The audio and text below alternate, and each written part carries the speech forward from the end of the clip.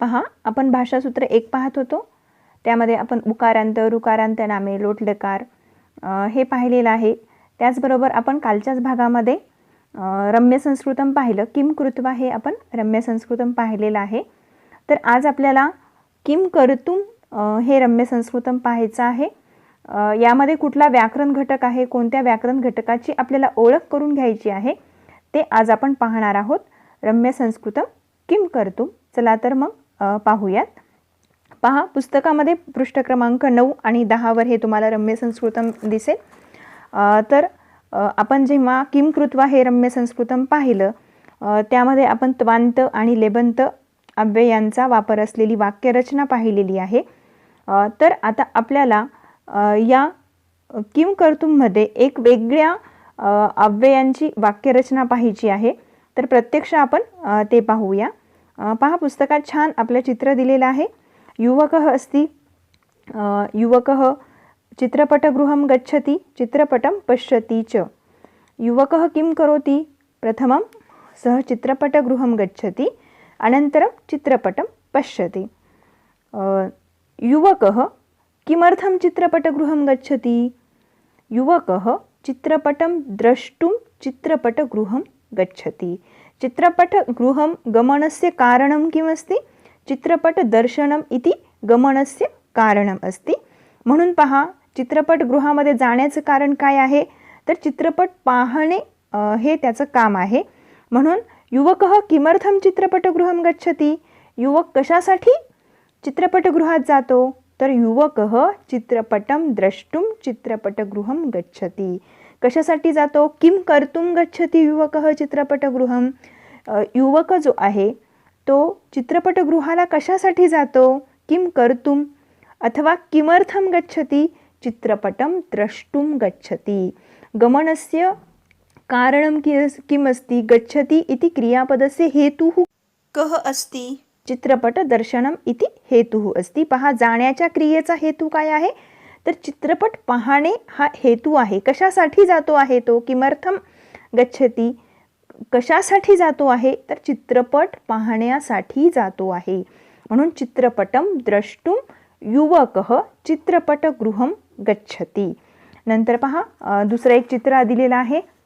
काही बालक आहेत, मुलं आहेत. पहा, गृहं आगच्छन् जलम अपिबंच. मुलं घरी आली आणि त्यांनी पाणी पिले. तर कशासाठी घरी आले मुलं मग? पहा, बालकाः किमर्थं गृहम् आगच्छन्? बालकाः जलं पातुं गृहम् आगच्छन्. कशासाठी मुले घरी आले? तर पाणी पिण्यासाठी घरी आले. किं कर्तुं बालकाः गृहम् आगच्छन्? बालकाः जलं पातुं गृहम् आगच्छन्. अहं ग्रंथालयं गच्छामि, पुस्तकं पठामि च. अहं किमर्थं ग्रंथालयं गच्छामि? अहं किं कर्तुं ग्रंथालयं गच्छामि? अहं पुस्तकं पठितुं ग्रंथालयं गच्छामि. किं कर्तुं गच्छामि? पुस्तकं पठितुं. गमनस्य क्रिया अस्ति. तस्याः हेतुः कः? पुस्तकपठनम् इति तस्याः हेतुः. अतः पुस्तकं पठितुं. किं कर्तुं? पुस्तकं पठितुं. किमर्थं? पुस्तकं पठितुं अहं ग्रंथालयं गच्छामि. पुस्तक वाचण्यासाठी. कशासाठी जाते? तर वाचण्यासाठी जाते. कुठे जाते? ग्रंथालयाला जाते. ग्रंथालयाला कशासाठी जाते? तर पुस्तक वाचण्यासाठी ग्रंथालयात जाते. म्हणून अहं पुस्तकं पठितुं ग्रंथालयं गच्छामि. पुढचं वाक्य पहा. मर्कटः पेटिकाम् उद्घाटयति, टोपिकां धारयति च. मर्कटः किं करोति? पेटिकाम् उद्घाटयति, टोपिकां धारयति च.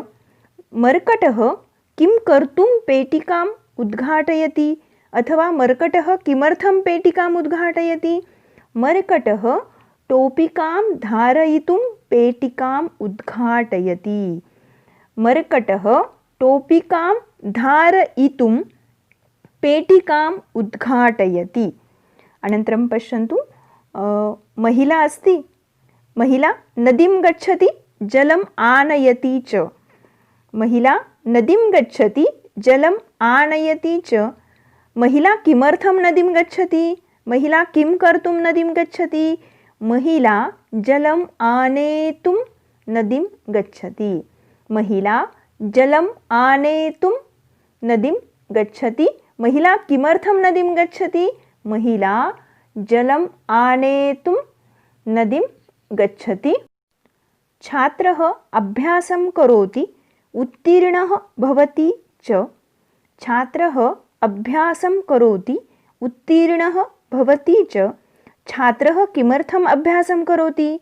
छात्रः उत्तीर्णः भवितुम् अभ्यासं करोति। छात्रः किमर्थम् अभ्यासं करोति? छात्रः उत्तीर्णः भवितुम् अभ्यासं करोति। छात्रः किं कर्तुम् अभ्यासं करोति? छात्रः उत्तीर्णः भवितुम् अभ्यासं करोति। अभ्यासस्य हेतुः किमस्ति? उत्तीर्णः भवितुम् इच्छति सः, अतः अभ्यासं करोति.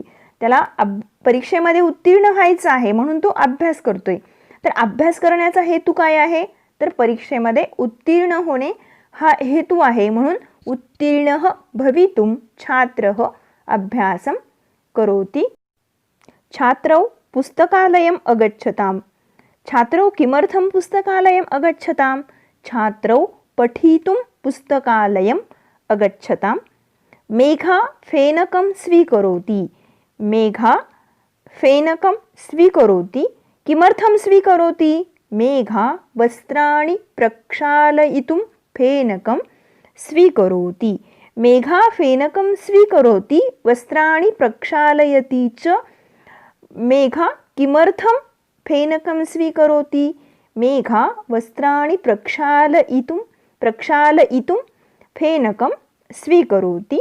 अत्र पश्यन्तु, द्रष्टुं, पातुं, पठितुं, प्रक्षालयितुं, आनेतुं, भवितुं इति एतानि हेत्वर्थक तुमंत अव्ययानि.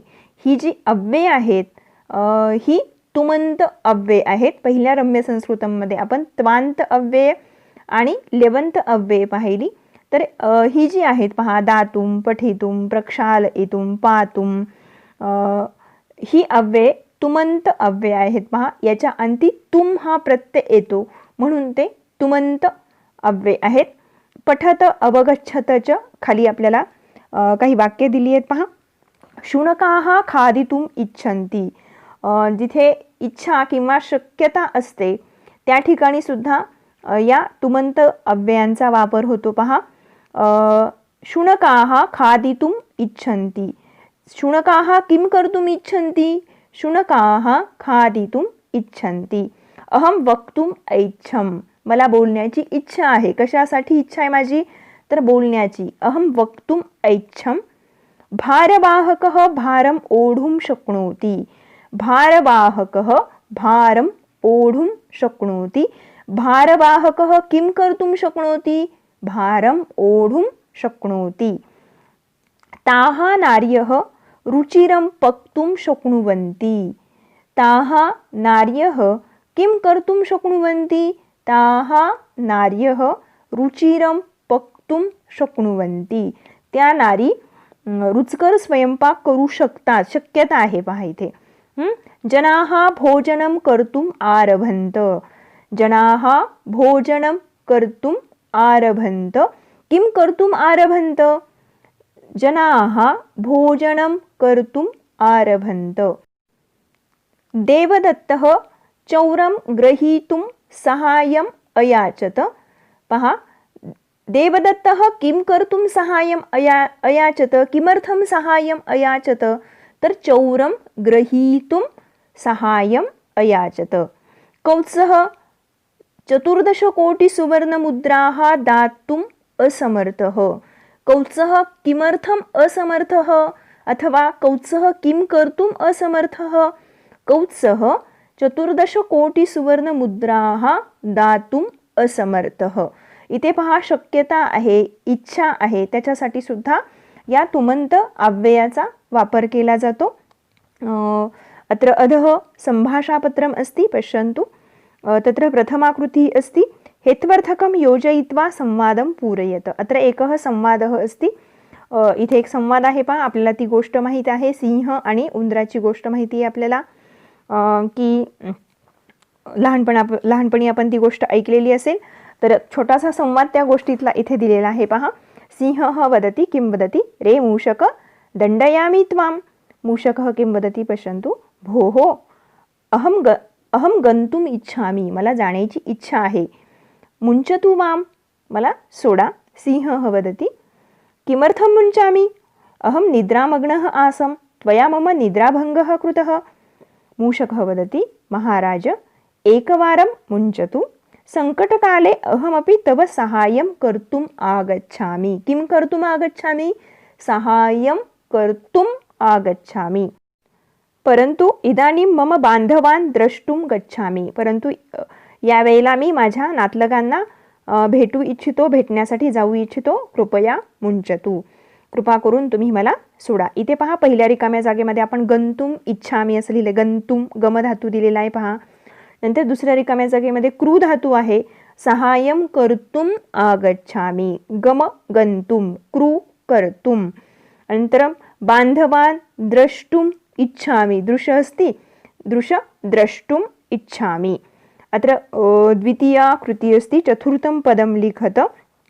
यथा त्रय त्रातुं तथा गै गातुं, मिल मेलितुं तथा लिख लेखितुं, पूज पूजयितुं तथा कथ कथयितुं, हन हन्तुं, मन मन्तुं, लभ लब्धुं, रभ रब्धुं, बध बुध बोद्धुं, युध योद्धुं, स्मृ स्मर्तुं तथा कृ कर्तुं, यथा दृश्य द्रष्टुं तथा स्पृश स्प्रष्टुं. अनन्तरं तृतीया कृति अस्ति. धातोः हेत्वर्थकम् अव्ययं प्रयुज्य वाक्यं पुनर्लिखत. की धातूंचे कंसामध्ये धातू दिलेली आहेत, तर त्याचं हेत्वर्थक अव्यय वापरून आपल्याला पुन्हा वाक्य लिहायचे. पहा, शृगालः द्राक्षाफलं खाद धातू दिलेला आहे. उत्पतती. शृगालः किं कर्तुम् उत्पतती अथवा किमर्थम् उत्पतती. शृगालः द्राक्षाफलं खादितुम् उत्पतती. अनन्तरं द्वितीयं वाक्यमस्ति. काकः जलं पापिब धातू आहे. घट्टे उपविशती. कावळा पाणी पिण्यासाठी माठावर बसतो. कशासाठी बसतो.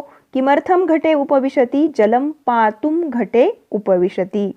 शृगालः मांसखंडं लभ धातु आहे पहा. काकस्य स्तुतिं करोति. शृगालः मांसखंडं लब्धुं काकस्य स्तुतिं करोति. ती कोल्ह्याची गोष्ट माहिती आहे आपल्याला. कावळ्याने मांस तोंडात धरलेलं असतं आणि कोल्ह्याला ते हवं असतं, म्हणून तो कावळ्याची स्तुती करतो की तू खूप छान गातोयस, जेणेकरून कावळा गायला सुरुवात करेन आणि त्याच्या तोंडातला तो मांसाचा तुकडा खाली पडेल.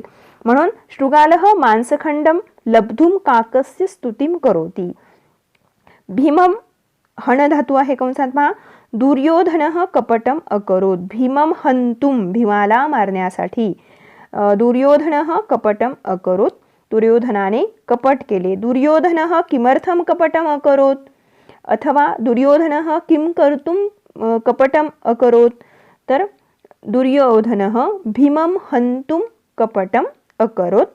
शशकः निद्रां, क्रू धातू आहे अगच्छत. शशकः निद्रां कर्तुम् अगच्छत. सह पत्रं लिख धातू आहे. लेखनीं स्वीकरोति. सह पत्रं लेखितुं लेखनीं स्वीकरोति. अत्र पश्यन्तु. खाद खादितुं, पा धातू आहे पातुं, लभ लब्धुं, हन हंतुं, क्रू कर्तुं, लिख लेखितुं. ही सगळी तुमंत अव्यय आहेत पहा. याच्या अंती तुम हा प्रत्यय आलेला आहे. वाक्यामध्ये जेव्हा दोन कृती होतात तेव्हा जी मुख्य कृती असते त्या मुख्य कृतीसाठी त्या मुख्य कृतीचा हेतू सांगणारे जे अव्यय असतात त्यांना हेत्वर्थक अव्यय असं म्हणतात. आणि या हेत्वर्थक अव्ययांच्या शेवटी तुम हा प्रत्यय येतो, म्हणून त्यांना तुमंत अव्यय असे म्हणतात. तर ही अव्यय कशी होतात, कुठल्या धातूचं कोणतं तुमंत अव्यय होतं त्याचा वाक्यामध्ये वापर तर आता आपण शिकलेलाच आहे, परंतु त्याचे नियम काय आहेत हे आपण प्रत्यक्ष भाषासूत्रामध्ये पाहणार आहोत. आशा आहे की हे तुम्हाला निश्चितच समजलं असेल.